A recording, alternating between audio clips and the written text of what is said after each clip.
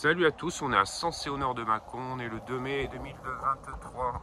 On va faire, comme d'habitude, le tour du potager, voir ce qui a changé ou pas, et l'évolution, les ratés, pas mal de ratés d'ailleurs.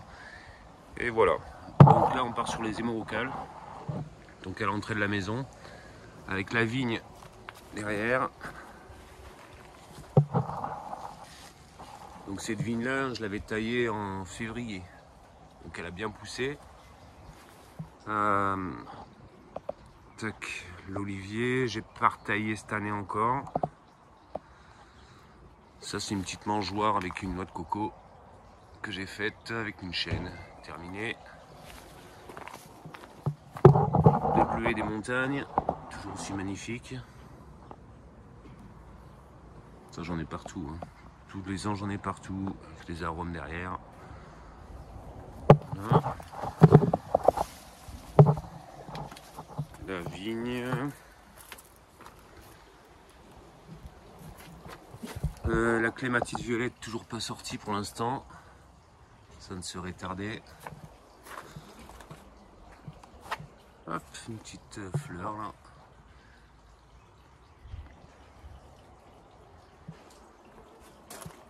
Alors c'est quoi? C'est une Dipladenia Sainte-de-Ville, achetée ce matin. La gaillarde qui est en train de sortir. Des griffes de sorcière pareil.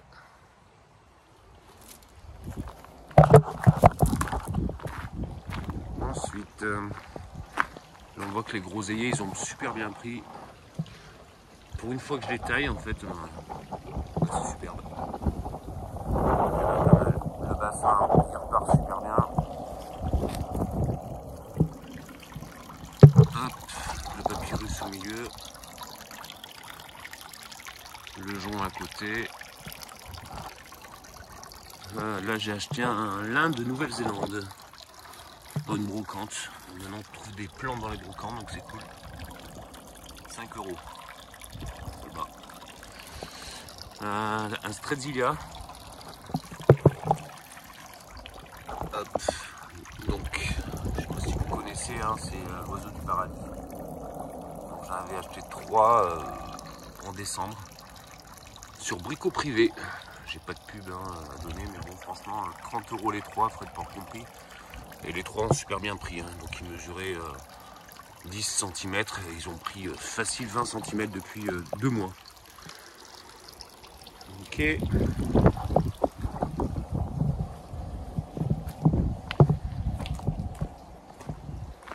Donc le Strelzylia ici. Donc là j'avais commencé à bien nettoyer ici. Donc avec de la gaillarde, pareil, des bleuets des montagnes. La couronne impériale là, qui arrive à la fin, je vais essayer de récupérer les graines dedans. Pour un test, comme d'habitude. J'ai repiqué des Cosmos doubles. Ici et là-bas. Non, je suis pas tout ça. Tout pousse. Les bananiers. Donc j'ai enlevé un petit peu tout ce qui était écorce, qui était pas beau, hein. Donc ça. Bon, celui-là il est mort, je pense. Ouais. À moins qu'il y ait une racine, une plante qui pousse dedans, mais bon, on verra bien. En tout cas, cette année, ils sont déjà encore pas mal. Hein. D'où l'importance, je pense, de laisser la protection tout l'hiver. Les orties, je vais les rabattre aussi pour mes purins d'orties. Parce que ensuite, là, je suis en train de voir des petits plants, là, tant mieux. Des petits plants de bananes, donc que je vais remettre au niveau du spa. Le figuier, lui, toujours pareil. Hein. D'ailleurs, j'ai retenté un petit marcotage aérien d'un petit rejet. On verra.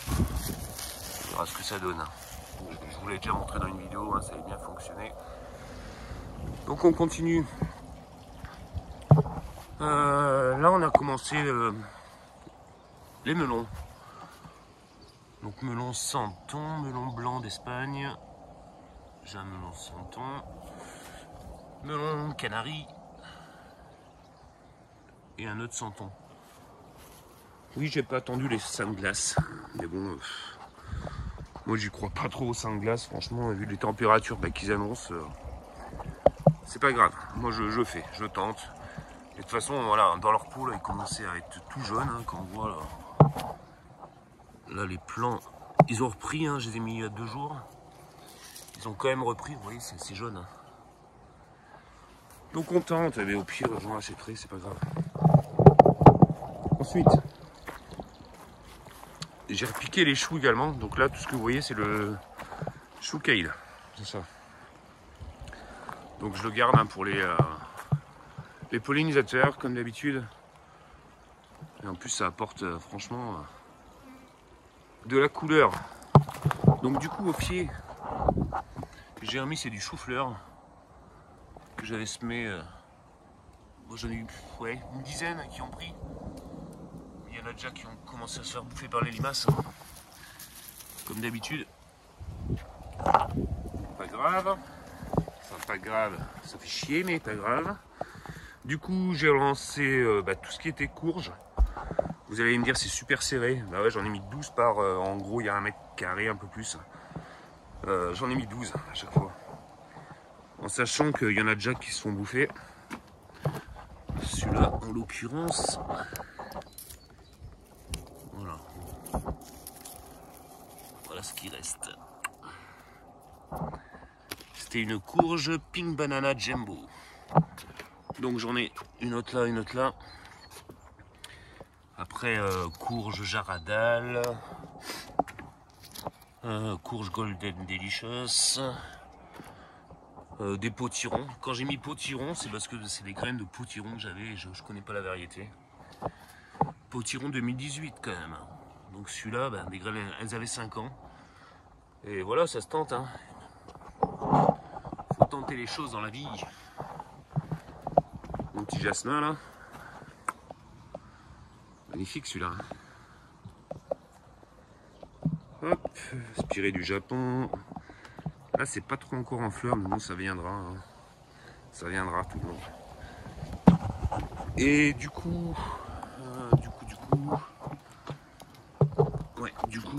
donc toujours des potirons là. Courge d'hiver Moganda. Pourquoi je les ai mis en terre? Parce qu'en fait, tout était comme ça, quoi. Tout était en train de pourrir dans les pots, c'était sec.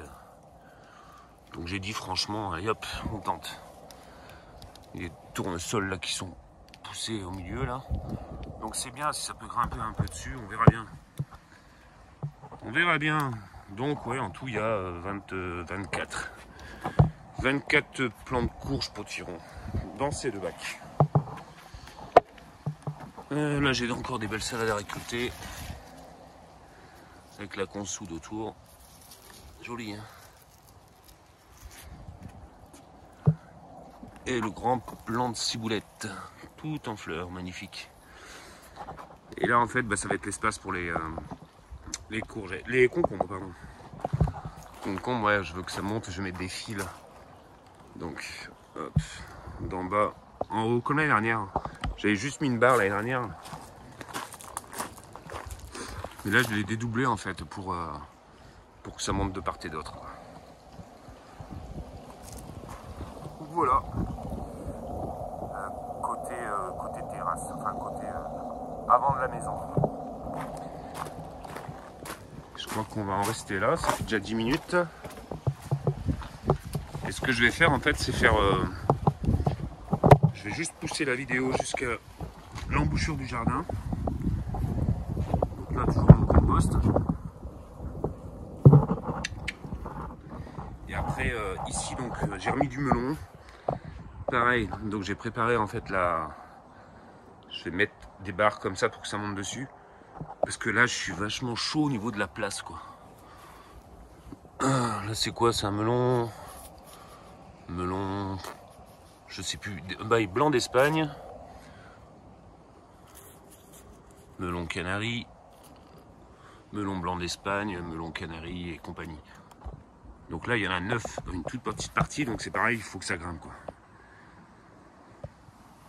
Ici ben, j'ai remis du melon tout au fond et j'ai vu qu'il y avait c'est un topinambour là-bas je crois. Il me semble. Là, parce que j'en ai retrouvé en fait, donc j'ai mis des melons au fond.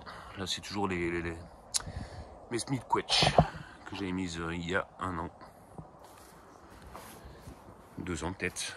Donc là les oignons blancs, les oignons rouges. Là j'ai tout dépaillé pour mettre ici du coup. Et là donc côté carotte, côté radis.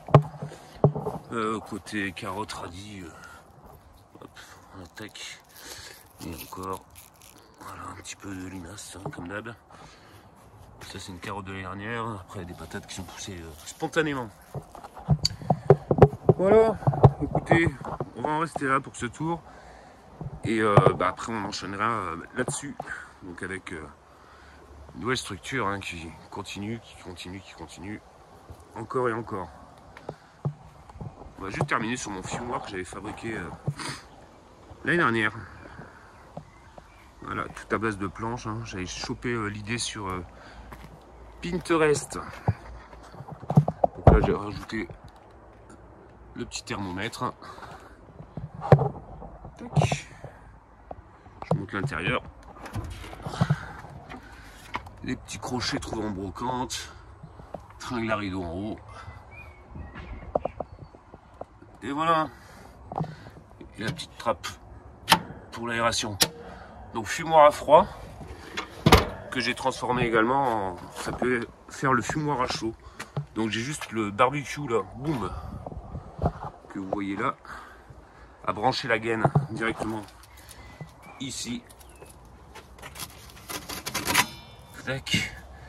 Et voilà, ça fait le fumoir à chaud. Voilà, bah écoutez, bah, je vous reprends pour une nouvelle vidéo pour faire le tour de ce côté-là bientôt. Certainement dans 2-3 jours. Allez, gros bisous à vous, à bientôt. Ciao, ciao.